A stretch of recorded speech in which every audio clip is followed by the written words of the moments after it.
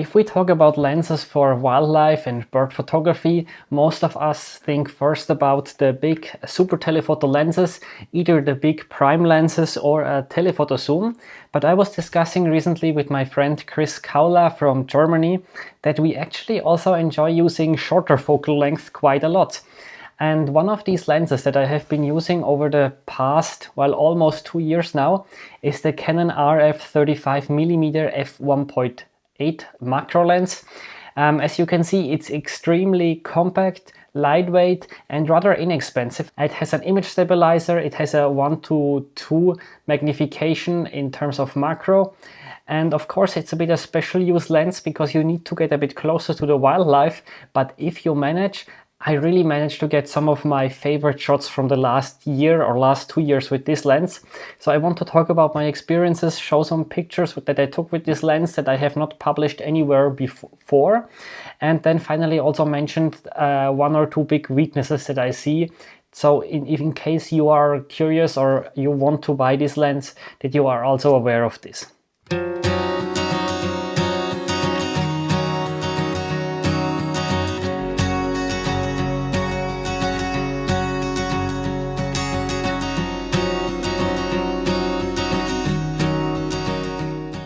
So let's start with some specs of the RF 35mm 1.8 lens. So it's really small and lightweight. It's not even 7 centimeters long, so it really fits in every backpack and in most of my trouser or jacket pockets, which is quite convenient because sometimes I go with my longer telephoto lens and then I can just put this in my pocket, and if I see there's the opportunity for wide angle, I can use this lens. In terms of weight, it's 305 grams, so really light. We have a 52mm filter thread. I actually do own a neutral density filter for this lens because I also use it for video, and there especially the aperture f1.8 on sunny days can be a bit a problem. Otherwise the lens comes with an AF manual focus switch with an image stabilizer on and off switch. It comes with a manual focus ring and also with this control ring in the front. Unfortunately, as most of Canon's non-L lenses, it doesn't come with a lens hood. However, with this lens, I didn't miss it so much. I mean, with my RF 100-400, I think it's more a pity that we don't have it. Here, it's not too big of a deal for me. Overall, I found that this lens was very sharp, even wide open at f1.8. I was happy with the sharpness that I got from this lens. I need to say that in most situations I didn't put my subject very much in the edge or corner of the image, but more in the center. So I will show you some examples that I did with this lens. One example was when I went to a forest where there were a lot of squirrels and they were kind of used to people and you could feed them with some hazelnuts. I took this photo here, and this was a prime example of using this lens. I wanted to show a bit the surrounding where the squirrel lives in this forest that has a lot of snow. So it was important to me that we still see that it's a forest, and I think you agree this is quite visible. At the same time, I didn't want to have the trunks of the trees really sharp because I think otherwise they would just distract from the actual image. Another image that I took a bit later was from, I think they're called ground squirrels in English. I took this picture in Austria, and first I started taking pictures with my 600mm lens, and this is an endangered species, so I didn't feed this. It was just a young one, and we had 2 or 3 young ones that were coming actually kind of close, sniffing on our shoes, and then I had the idea, why not try a wide angle lens with the 35mm 1.8. And this is one of the situations where I was very happy that I brought the 35mm 1.8. And I went just very low with my camera so that we have some blurry grass in the foreground, and in the background you can see more blurry grass and the trees at the horizon.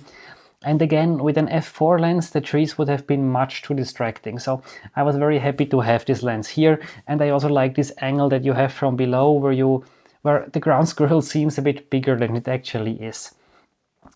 One more picture before we move on is this coati that I had this very nice encounter last year in Costa Rica. I was in the forest and we saw some coatis. I started taking pictures with my telephoto lens, and then they came closer and closer. And this particular one, it was also a juvenile, was really curious. It actually came even a tiny bit closer after, but then I had problems focusing. So more on that maybe in a minute. But I was very happy with this out of focus background, and you still see a bit the environment where it lives. And of course, this effect of a wide angle lens, that everything that is close to your lens is very big. And here it's the head of the coati that is quite big in the frame and looks very cool in my opinion. So speaking of the focus that I just mentioned, overall the focus is good. It's not a ultrasonic lens, no USM lens, but an STM lens. Overall, it's quite good. I just noticed when the animals were coming really close, so that's not a problem for big animals like ibex or whatever is big, but for smaller animals like this coati or especially squirrels and birds that you can have really up close, as soon as you're really in this close range, the focus was struggling a bit, and sometimes it was just not fast enough. Of course, it's always a bit demanding to focus in the near, like on a really close distance, like 20 centimeters in front of the lens or less, but there I noticed some issues. However, my biggest problem or concern with the lens is how the background looks.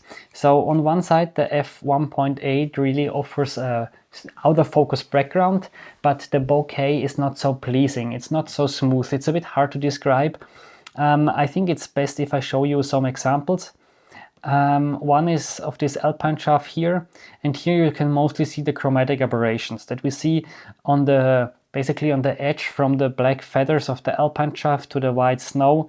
We see really some green kind of color cast or fringing going on, and this is already after I applied the corrections for the chromatic aberrations of this lens. I have another example here of an ibex. It's a young one that is jumping, and the image itself is quite sharp, but if we look behind the head and the horns, you can also again see this green line that just doesn't look so nice and is really hard to get rid of. And also if we zoom to the right side of the image, you can see that the rock that is there, it's out of focus, but it still looks a bit, it's hard to describe. It just doesn't look very smooth. So it's not the depth of field per se that I'm not happy with, but more how the bokeh really looks. And I think this is obviously a compromise. I mean, it's a lens that is quite inexpensive, it's very compact, and you have some trade-offs with image quality. Overall, I'm very happy that I bought this lens. I also use it a lot for filming, if I want to film myself outside or inside and I want to show a bit of the environment but still have the background not distracting. I find this lens super great, and sometimes I also stop down to f2, f2.2, f2.8, whatever. It also works great for some occasional macro work. Of course, you need to have a subject that allows you to go quite close, because with 35 millimeters you really have the subject quite close in front of you. The minimum focus distance is 17 centimeters. And remember, this counts from the sensor, not from the front of the lens. So if this lens is around 7 centimeters and we have a minimum focus distance of 17 centimeters, the camera also has a certain thickness. It's around 8 centimeters in front of the lens, or maybe, around 8, I would say. So you really need to get close to the subject. So definitely not good for dragonflies or butterflies during the day that will just take off. But for this beetle here, for example, it worked very well, and it allowed me to show this really nice colors that it has. So I think this lens is actually great if you want to try to take more photos of birds or other wildlife that you can approach quite closely, and you want to include more of the surroundings. You're maybe a bit tired of the classical telephoto shots and you want to try something new and show more of the surrounding.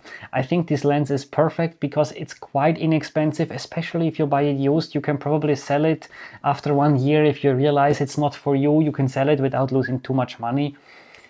So this one is really, I think, a very good recommendation for this type of shooting. Of course, if you say you cannot approach the animals in your region so closely, I mean, it's also for me, for most animals, this is not possible. There's just specific animals, sometimes at specific locations where I know it works well.